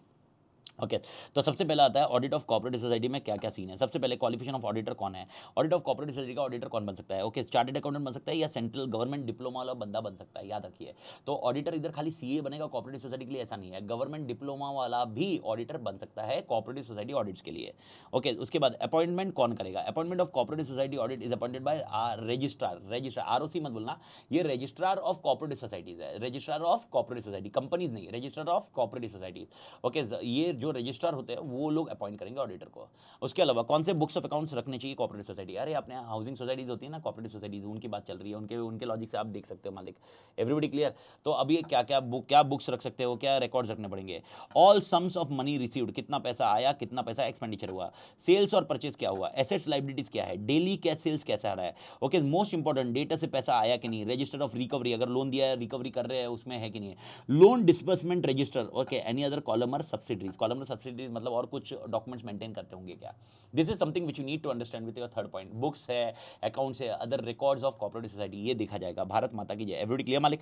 ओके, तो पहला पॉइंट क्वालिफिकेशन कौन है, सीए या गवर्नमेंट डिप्लोमा। दूसरा है ऑडिटर अपॉइंट कौन करेगा, ऑडिटर अपॉइंट करेगा रजिस्टर ऑफ कोऑपरेटिव सोसाइटी। उसके बाद ये लोग कौन से बुक्स रखेंगे, तो भाई यार कितना पैसा आया, कितना पैसा गया, सेल्स परचेज क्या है, एसेट लाइबिलिटी क्या है, डेली कैश सेल्स क्या है, कलेक्शन ऑफ डेटर हुआ है क्या, रिकवरी हुई है क्या जिसको लोन दिया है, कुछ लोन डिसबर्समेंट रजिस्टर, मतलब मैंने कितने जन को लोन दिया उसका भी एक रजिस्टर होना चाहिए, या उसके अलावा कोई कॉलमनर सब्सिडरी, झेपा मालिक, ये हो गया। इसके बाद है रेस्ट्रिक्शन ऑन शेयर होल्डिंग, ये जनरल पॉइंट चल रहे हैं मालिक, एमसीक्यू में भी आ सकते हैं, थियरी में भी आ सकते हैं। Restriction on share holding, no member of society other than registered society can hold such portion of the share capital of the society as would exceed maximum of 20% of total number of shares और the value of share holding. Okay, याद रखना, यानी कोई भी member या तो 20% से ज्यादा या तो 1000, ओके, इससे ज्यादा वो होल्ड नहीं कर सकता, या तो 20% होगा नहीं तो 1000 होगा। ओके, दोनों में से कोई भी ज्यादा होगा, उससे ज्यादा वो होल्ड नहीं कर पाएगा। तो शेयर होल्डिंग यानी मैं बहुत पूरा कोऑपरेटिव सोसाइटी का शेयर मैं होल्ड करूंगा, ऐसा नहीं होगा मालिक।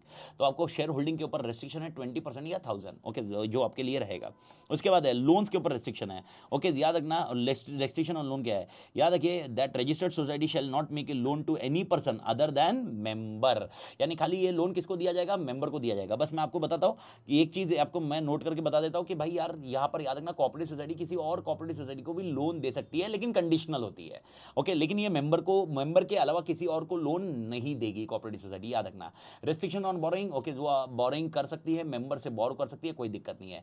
इन्वेस्टमेंट इन फंड्स, अब ये इनकी मर्जी कहां पर इन्वेस्टमेंट करे, ऐसा कि मन किया उधर इन्वेस्टमेंट करेंगे ऐसा नहीं है, म्यूचुअल फंड में करेंगे ऐसा नहीं है, इनको इन्वेस्टमेंट के रेस्ट्रिक्शंस है। तो ये लोग इन्वेस्ट किस में करेंगे, ओके, ये सेंट्रल और स्टेट कोऑपरेटिव बैंक्स में इन्वेस्टमेंट करेंगे। In any of the securities specified in section 20, okay, securities Indian trust act की सिक्योरिटीज में होल्ड करेंगे। In the share securities bond debentures of any other society, in any cooperative bank other than central और state cooperative bank, okay, in any other money permitted by central और state government. तो याद रखना investment कहां पर करेंगे। Okay sir, ये cooperative society क्या होती है, याद रखना कोऑपरेटिव सोसाइटी का, जैसे मैंने एग्जांपल, ये तो पंचायती दिया ही मैंने सोसाइटी का पॉइंट, उसके अलावा एक बेसिक एग्जांपल मैं बोलूँ, ओके, एक मैंने कोऑपरेटिव सोसाइटी बनाई जिसके अंदर आपको मेंबर बनाया जाता है, और आपको मेंबर बनाया जाएगा और आपको जब चाहिए लोन मिलेगा या आप मेरे पास डिपॉजिट रख सकते हो। This is nothing but A cooperative society का कॉन्सेप्ट। ओके, ये पॉइंट आप ध्यान रखिए कोऑपरेटिव सोसाइटी। तो जो अभी एग्जांपल मैं जो जब पैसा लूंगा, डिपॉजिट लूंगा, कुछ लूंगा, तो मेंबर से पैसे लूंगा। अब मैं मेंबर से पैसे लेके मैं कहां पर इन्वेस्ट करूंगा, तो इन्वेस्टमेंट इन्होंने दिया हुआ है, सेंट्रल और स्टेट कोऑपरेटिव बैंक में रख सकते हैं, ओके, या सिक्योरिटीज इंडियन ट्रस्ट एक्ट की सिक्योरिटीज है, या share security bond debentures of any other society, किसी और सोसाइटी, यानी मैंने आपको थोड़ी देर पहले बोला था ना, ओके, मेंबर के ऊपर रेस्ट्रिक्शन होंगे, लेकिन वो सोसाइटी के मतलब किसी और सोसाइटी के मेंबर बन सकते हैं, ये पॉइंट आपको दिया हुआ है। Any other cooperative bank other than central and state cooperative bank और any other money permitted by central और state government. Okay sir, appropriation of profits, याद रखिए 25% इनको बाजू में निकालना पड़ेगा एज ए रिजर्व फंड, ये पॉइंट क्लियर रखिए। Okay, before distribution of dividends, यानी अगर मेंबर्स को डिविडेंड देना है तो 25% उनको एज ए रिजर्व फंड बाजू में निकाल देना चाहिए। सर क्या चैरिटेबल पर्पस के लिए कोऑपरेटिव सोसाइटी पैसा डोनेट कर सकती है? आंसर इज यस, कोई दिक्कत नहीं है, लेकिन ओके रजिस्टर्ड सोसाइटी में with the sanction of registrar contribute any amount not exceeding 10% of okay net, आपका जो नेट अमाउंट होगा उसका 10%, उससे ज़्यादा ओके वो कंट्रीब्यूशन नहीं कर सकती। किसके लिए, कौन से पर्पस के लिए? चैरिटेबल पर्पस के लिए। तो ध्यान रखना अप्रोप्रिएशन 25%, ओके अप्रोप्रिएशन 25%, ओके याद रखना 25% बेर मिनिमम, इससे ज़्यादा अप्रोप्रिएशन करना वो आपकी मर्जी है, लेकिन चैरिटेबल पर्पस के लिए पैसा देना वो 10% है, 10% से ज़्यादा आप दे नहीं सकते। उसके अलावा investment of reserve fund outside the business और utilization of working capital, some of the state acts provide that society may use the reserve fund for in the business of society as a working capital, may invest as per the provision of act और may be use for some public purpose likely to promote the object. यानी in short उन्होंने generalize point बता दिए है।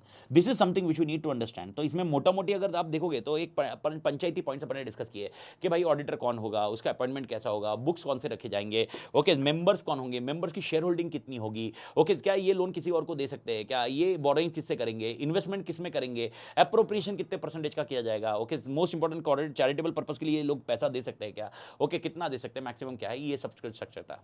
Okay अब और एक discussion आता है that is called special features of cooperative audit. Okay special features of cooperative audit मतलब क्या है सर, याद रखना ये ऊपर है ना फीचर्स ऑफ कोऑपरेटिव सोसाइटी देखा अपन ने, फीचर्स ऑफ क्या देखा है, कोऑपरेटिव सोसाइटी, ये जो पॉइंट देखे ना अपन ने 13.2, ये फीचर्स ऑफ कोऑपरेटिव सोसाइटी देखे, फीचर्स ऑफ कोऑपरेटिव सोसाइटी यानी कोऑपरेटिव सोसाइटी के फीचर्स क्या है। अब अपन पढ़ रहे हैं special features of cooperative society audit, यानी इन शॉर्ट अभी ऑडिटर जाने के बाद क्या क्या चीजें वो चेक करेगा, क्या क्या चीजें वो ध्यान में रखेगा, कौन सी चीजों में उसने ध्यान देना चाहिए, ये सब इस पॉइंट पे लिखा हुआ है। मैं वापस बोल रहा हूं, अगर आपको कहीं पर भी कोई पॉइंट में प्लस माइनस लगा, आप मेन लेक्चर को जाके देख लीजिए, वहां पर बहुत अच्छे से समझा है। देखो रिवीजन करना है तो मेरे को रिवीजन में एक वापस कॉन्सेप्चुअली मैं डिटेल में तो नहीं जा सकता, लेकिन ये मेन लेक्चर आप देख सकते हो इसके बारे में। ओके पहला point examination of overdue dates, यानी भाई ऑडिटर क्या देखेगा, ओवरड्यू डेट्स है उसको एग्जामिन अच्छे से करेगा। Overdue debts for a period of 6 months और up to 5 years and more than 5 years, यानी वो डिवाइड करेगा 6 महीने से ज्यादा और 5 साल के अंदर कितने डेट्स है और 5 साल के ऊपर कितने डेट्स है ओवरड्यू, और उसको वो चेक करेगा। उसके बाद वो उसमें चेक करेगा ओवरड्यू इंटरेस्ट क्या है, उसके बाद बैड डेट्स बरोबर क्लासिफाई किया है कि नहीं, valuation of assets and liabilities, याद होगा तो ईआरसीवी वाले कॉन्सेप्ट उसको ये चेक करने होंगे, ईआरसीवी बरोबर है कि नहीं है।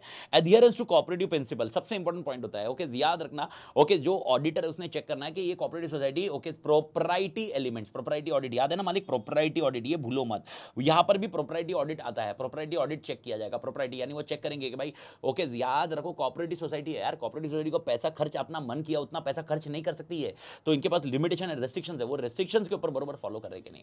उसके अलावा okay observations of the provisions of act क्या है, वेरिफिकेशन ऑफ मेंबर रजिस्टर देखा जाएगा, स्पेशल रिपोर्ट टू रजिस्ट्रार ये भी इंपॉर्टेंट पॉइंट है, ओके याद रखना ये भी अपनी औकात में क्वेश्चन आ सकता है। कोऑपरेटिव सोसाइटी में स्पेशल रिपोर्ट टू रजिस्टर कब जाएगी, ओके 4 केसेस में, अगर उनको लग रहा है कि भाई पर्सनल प्रॉफिटरिंग ऑफ मेंबर्स हो रहा है, यानी मेंबर है ना अपने खुद के, जो मैनेजिंग कमेटी है ना वो अपने खुद के फायदे के लिए कोऑपरेटिव सोसाइटी चला रहे हैं। दूसरा उनको फ्रॉड डिटेक्ट हुआ, उसके अलावा मिसमैनेजमेंट के कोई एग्जांपल मिले, या उनको लग रहा है अर्बन कोऑपरेटिव सोसाइटी में ओके डिस्प्रोपोर्शनेट एडवांसेस दिए toward the interested groups, okay अगर ये 4 चीजें हैं तो उनको स्पेशल रिपोर्ट किसको देनी है, रजिस्ट्रार। रजिस्ट्रार कौन, आरओसी अपना नहीं, रजिस्ट्रार ऑफ कंपनी नहीं, रजिस्ट्रार ऑफ कोऑपरेटिव सोसाइटी, उनको स्पेशल रिपोर्ट देनी है। किसको स्पेशल रिपोर्ट, किसने स्पेशल रिपोर्ट देनी है, ऑडिटर ने, ऑडिटर ने ये स्पेशल रिपोर्ट उनको देनी है। भारत माता की जय, एवरीबॉडी क्लियर मालिक। ये होने के बाद ऑडिट क्लासिफिकेशन ऑफ सोसाइटी क्या है, उनके क्लासिफिकेशन दिए जाएंगे and discussion of draft report with management committee, that's it. इसमें से ना आप ये तोड़ एलडीआर ध्यान रखना, ये तोड़ एलडीआर लिख लो मालिक, ओके मार्केट मतलब ये तोड़ एलडीआर है, आप आए नहीं आए एग्जामिनेशन में ये तोड़ आना चाहिए आपको, यानी रजिस्ट्रार को स्पेशल रिपोर्ट कब जाएगी। और याद रखना ये है कोऑपरेटिव सोसाइटी। अगला आंसर आएगा मल्टी स्टेट कोऑपरेटिव सोसाइटी, उसमें कहानी अलग अलग है, उसमें सेंट्रल गवर्नमेंट का रोल आता है, वो सेंट्रल गवर्नमेंट के कॉन्सेप्ट में आता है, यहां पर है रजिस्ट्रार, तो याद रखिए मालिक। ये होने के बाद पावर राइट्स एंड ड्यूटीज क्या क्या है मालिक, rights and duties of cooperative auditors क्या क्या है, ये पंचायती है, ये आपको ऑलरेडी पता है, जो कंपनी एक्ट में पढ़ा है वही है मालिक। सर क्या है, okay whether he has obtained all necessary information and explanation, पहला point. Accounts give all information required, whether PNL and true and fair view देता है कि नहीं, whether balance sheet year end पे बनाई कि नहीं, okay proper books of accounts रखे कि नहीं, and balance sheet and profit and loss account जो एग्जामिन किया है क्या वो बुक्स ऑफ अकाउंट से मैच होते कि नहीं, ये अपन ने चेक किया हुआ मालिक। एवरीबडी क्लियर, ये पॉइंट आपको ध्यान में रखना है, rights and duties of cooperative society. Bharat माता की जय, एवरीबडी मालिक छिप गया ना मालिक। ये पॉइंट याद रखिए राइट्स एंड ड्यूटीज के लिए, किसके लिए मालिक, rights and duties of cooperative auditor, rights and duties of cooperative auditor, okay याद रखिए। उसके अलावा मतलब इन शॉर्ट यार वो कंपनी एक्ट में सेक्शन 143 है ना, उसी के कंटेक्स्ट में जा रहा है मालिक। उसके बाद आता है फॉर्म ऑफ ऑडिट रिपोर्ट। ये ऑडिट रिपोर्ट कैसे किया जाएगा, okay the form of audit report okay to be submitted by auditor as prescribed in various states contain a number of matters, जैसा भी नंबर ऑफ मैटर्स है, क्या comment किया जाएगा, क्या देखा जाएगा, वो दिखा जाएगा मालिक। उसके अलावा ओके अब आता है main point, audit inquiry and inspection of multi state cooperative society, यानी एक कोऑपरेटिव सोसाइटी जिसका एक से ज्यादा स्टेट में प्रेजेंस है, उस कोऑपरेटिव सोसाइटी का अपन डिस्कशन कर रहे हैं। उसका ऑडिट कैसे होगा, उसकी इंक्वायरी कैसे होगी, उसका इंस्पेक्शन कैसे होगा। तो पहला पॉइंट ओके याद रखिए, books of accounts as per multi state cooperative society rules, every multi state cooperative society shall keep books of accounts. अब मल्टी स्टेट कोऑपरेटिव सोसाइटी आ गया मालिक, याद रखना कौन से रखेंगे, पैसा मिला एक्सपेंडिचर किया, sales and purchase, assets and liabilities, and in case of multi state cooperative society engage in production, processing, manufacturing, particulars relating to utilization of materials. यानी आप देखोगे तो कोऑपरेटिव सोसाइटी का जो पॉइंट है ना वही यहाँ पर, ये ऑलमोस्ट वही है, सॉरी वही है, इसी पॉइंट को अपन को अपडेट करना मालिक। अब क्वेश्चन आता है sir audit of cooperative society के पॉइंट्स, मल्टी स्टेट कोऑपरेटिव। अब इसमें ऑडिट देखेंगे, इंक्वायरी देखेंगे, इंस्पेक्शन देखेंगे, तीनों चीजें आएगी मालिक, और ये तीनों तोड़ एलडीआर ध्यान रखना मालिक। पहला point qualification of auditor, sir auditor का क्वालिफिकेशन क्या होना चाहिए, सीए, इसमें सिर्फ सीए होना चाहिए, दूसरा कोई नहीं होगा। गवर्नमेंट डिप्लोमा इसमें नहीं आएगा, ओके उसमें गवर्नमेंट डिप्लोमा था। However following persons are not eligible for appointment as auditor. अगर आपको याद होगा कंपनी एक्ट में वो पढ़ा है ना, उसी तरह है, बॉडी कॉर्पोरेट नहीं हो सकता, ऑफिसर और employee of multi state cooperative society नहीं हो सकता, a person who is a member और who is in employment of an officer और employee of multi state cooperative society. Same company act के जो 141 सबसेक्शन 3 पढ़े थे ना, 141 सबसेक्शन 3, 141 सबसेक्शन 3 में जो डिस्क्वालिफिकेशन पढ़े थे ना, उसी के क्राइटेरिया में बैठ रहा है। A person who is indebted to multi state cooperative society और who has given any guarantee और provide any security in connection with indebtedness of any third person to multi state cooperative for amount exceeding 1000 rupees, यानी 1000 से ज्यादा अगर आपका okay indebtedness है multi state cooperative society को, या गारंटी दी है या सिक्योरिटी ओके दी है कनेक्शन विद इंडेप्टनेस, ओके तो आप यहां पर आप ऑडिटर नहीं बन सकते। This is something which is respect to qualification of auditor, okay तो सीए होना चाहिए, लेकिन उसके डिस्क्वालिफिकेशन ये दिए हुए हैं, okay A B C D आपको दे दिए हुए हैं। अब क्वेश्चन आता है अपॉइंटमेंट कौन करेगा मालिक, अपॉइंटमेंट ऑफ ऑडिटर कौन करेगा। तो पहला पॉइंट, फर्स्ट ऑडिटर ओके और auditors will be appointed by of a multi state shall be appointed by board within 1 month from the date of registration of such cooperative society, and the auditor और auditor so appointed shall hold office until the conclusion of first AGM. Bharat माता की जय। अगर board fail हो जाता है तो किसके कौन अपॉइंट करेगा, the auditor of multi state cooperative society in general meeting में be appointed the first auditor. To be precise okay ये कंपनी एक्ट में जैसा था वैसा ही है। आगे पॉइंट वापस दिया हुआ है, द सब्सिक्वेंट ऑडिटर और auditor are appointed by multi state cooperative society at each AGM, okay the auditor appointed shall hold office till the conclusion of that AGM until the conclusion of next AGM. बस इसमें ये 5 साल 10 साल मत लगाना, इसमें एक एजीएम में अपॉइंट किया तो अगले एजीएम के कंक्लूजन तक रहूंगा मैं, पूरी जिंदगी भर नहीं रहूंगा, अगले एजीएम में मुझे वापस फिर अपॉइंट करना पड़ेगा, that's it okay the appointment of auditor. Power duty मैं डिस्कस नहीं कर रहा हूं, ये आपको ऑलरेडी पता है, power and duties of auditor okay ये आपको ऑलरेडी पता है भाई। लोन्स जो अपन ने 143 में पढ़े थे ना वही है, लोन्स एंड एडवांसेस मेड बरोबर किए गए नहीं, ट्रांजैक्शन है वो खाली बुक एंट्रीज तो नहीं है, पर्सनल एक्सपेंसेस तो इधर बुक नहीं किए हुए हैं, एंड मोस्ट इंपॉर्टेंट ओके जो cash securities allocated for cash है वो अप्रोप्रिएटली बरोबर डिस्क्लोज हो रही कि नहीं। ये powers and duties of auditor okay वापस कंपनी एक्ट के साथ मैच हो जाती है मालिक। Content of audit report okay the audit report के इसमें क्या क्या कंटेंट होना है, whether he has obtained all information and explanation, whether in his opinion proper books of accounts have been kept, whether the report of accounts of any branch office have been audited, and multi state cooperative society का balance sheet profit and loss account match होता है books of accounts के साथ। भारत माता की जय, that's it okay. अब आता है मोस्ट इंपॉर्टेंट ओके यहाँ पर स्पेशल ऑडिट का कैसा, मैंने आपको बताया था एलडीआर तोड़ एलडीआर रहेगा, एक तो ये एलडीआर हो गया आपका क्वालिफिकेशन। अब आते हैं okay power of CG, power of CG, power of CG for special audit, power of CG for special audit. अगर याद होगा ओके ऑडिट के इसमें स्पेशल रिपोर्ट दी जाएगी, कोऑपरेटिव सोसाइटी में क्या था, स्पेशल रिपोर्ट टू रजिस्ट्रार, यहां पर है स्पेशल ऑडिट करवाना ओके यानी सीजी। एक तो आपका नॉर्मल ऑडिटर है जो आपके बोर्ड ने या मेंबर ने अपॉइंट किया होगा, इसमें सेंट्रल गवर्नमेंट को एक अलग से ऑडिटर अपॉइंट करता है, और वो कब करेगा ओके तो ये केसेस दिए हुए हैं। सबसे पहला case okay that the affairs of multi state cooperative society are not being managed appropriately, बरोबर मैनेज नहीं किए जा रहे, that any multi state cooperative society is being managed in manner likely to cause serious injury, तुम ठोक रहे हो कि बिजनेस की इंडस्ट्री की जो भी है, that the financial position of any multi-state cooperative society is to such as endanger its solvency, यानी solvency insolvency होने वाली है, उस केस में सेंट्रल गवर्नमेंट ऑडिटर अपॉइंट करेगी, और ये ऑडिटर कौन होगा, सेंट्रल गवर्नमेंट अपॉइंट करेगी, और स्पेशल ऑडिट होगा, वो सिर्फ उसी पर्पस के लिए होगा जिस पर्पस के लिए अपॉइंट किया जा रहा है। द सेंट्रल गवर्नमेंट में at any time order that special audit of the multi state cooperative society accounts of such period और पीरियड में बी स्पेसिफाइड इन ऑर्डर, जितना भी है उसको ऑडिट करना पड़ेगा। स्पेशल ऑडिट करने के 3 ग्राउंड क्या है, पहला ग्राउंड है भाई बरोबर काम नहीं हो रहा है ओके, बरोबर काम नहीं हो रहा है। दूसरा point serious injury to to trade, industry, जो भी करने वाले हो। तीसरा पॉइंट, तुम इंसॉल्वेंट होने वाले हो। ये 3 केसेस में सेंट्रल गवर्नमेंट स्पेशल ऑडिट करवाएगी। ये special audit is other than the normal audit, other than normal audit. ऊपर नॉर्मल ऑडिट अपन देख चुके हैं। उसके अलावा ओके मोस्ट इंपॉर्टेंट है सेंट्रल रजिस्टर। ओके याद रखना, रजिस्ट्रार ऑफ कोऑपरेटिव सोसाइटी जो अपन डिस्कस किए थे, वो एक रजिस्ट्रार है जो स्टेट का होते हैं, और एक है सेंट्रल रजिस्ट्रार। सेंट्रल रजिस्ट्रार आपको डिफाइन किया है यहां पर, जो मल्टी स्टेट कोऑपरेटिव सोसाइटी है वो स्टेट में रजिस्टर नहीं करेंगे, सेंट्रल रजिस्ट्रार के पास रजिस्टर किया जाएगा।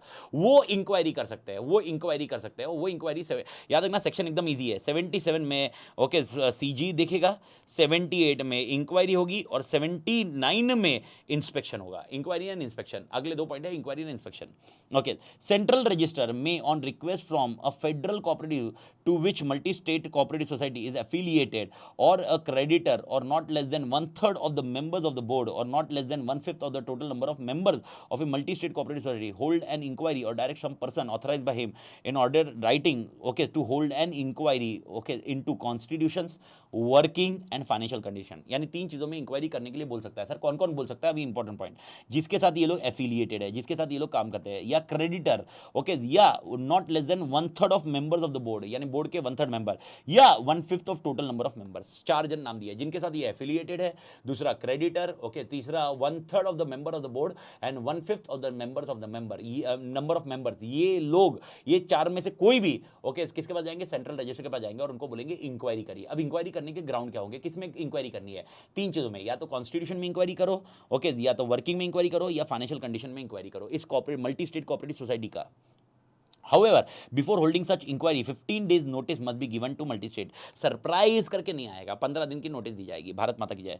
The central registrar within a period of 3 months of the date of receipt of the report communicate the report of inquiry to जो जिसने भी ये दिया था फाइनेंशियल इंस्टीट्यूशन ओके, जिसके साथ सोसाइटी एफिलिएटेड है एंड जिसने ये इंक्वायरी के लिए बोला होगा, उसको ये रिपोर्ट चली जाएगी। भारत माता की जय। दैट्स इट, इंक्वायरी होगी। इंक्वायरी के बाद और एक कॉन्सेप्ट दिया हुआ है इंस्पेक्शन। अब इंस्पेक्शन के लिए कौन बोलेगा इंस्पेक्शन करना है? द सेंट्रल रजिस्ट्रार में ऑन रिक्वेस्ट फ्रॉम वापस federal cooperative bank, federal cooperative जिसके साथ ये एफिलिएटेड है, या क्रेडिटर, या 1/3 of member of board and 1/5 total number of member. ऊपर के जो क्राइटेरिया है सारे के सारे क्राइटेरिया, या तो इंक्वायरी कर सकते हैं या तो इंस्पेक्शन कर सकते हैं। Okay inspection same answer okay, by general order, special order in writing, behalf, inspect और direct any person authorized by him in writing okay to make an inspection into constitution, working and financial condition. Same logic, constitution में inspect कर सकते हैं, working देख सकते हैं, financial condition देख सकते हैं। और याद रखना However, no inspection shall be made unless notice of less than 15 days is made। Same logic दोनों में आता है, यानी 78 79 दोनों पॉइंट सेम है मालिक, दोनों पॉइंट सेम है। सिर्फ फर्क क्या है? एक इंक्वायरी है, एक इंस्पेक्शन। सर दोनों में फर्क क्या होता है? इंक्वायरी में हम लोग सिर्फ इंक्वायरी करते हैं, उनसे इंक्वायरी करेंगे, मुझे बता ये क्या हुआ, और इंस्पेक्शन मतलब मैं कुछ डॉक्यूमेंट चेक करूंगा। दोनों में फर्क यही है। ओके एक में मैं सिर्फ तुझसे कुछ सवाल पूछूंगा, तू सवालों का आंसर देगा, और एक में मैं तेरे डॉक्यूमेंट चेक करूंगा। भारत माता की जय। That's it. और मेरे ख्याल से अब आपको अपन ने ऑलमोस्ट पूरा मैराथन रिकॉर्ड कर लिया मालिक। ओके 3-4 चैप्टर जो मैंने आपको पुराने बोले थे वो भी मैंने आपको अपडेट कर दिया। वो पुराने चैप्टर्स के हिसाब से आप अपडेट कर लीजिए मालिक, एंड सो ऑन। तोड़ मालिक। भारत माता की जय। तो take care, all the best, अच्छे से एग्जाम दीजिए और मिलते हैं सीए फाइनल में मालिक। सीए फाइनल में ओके अपन वापस मिलते हैं ऑडिट को लेकर। तोड़ मालिक। Take care.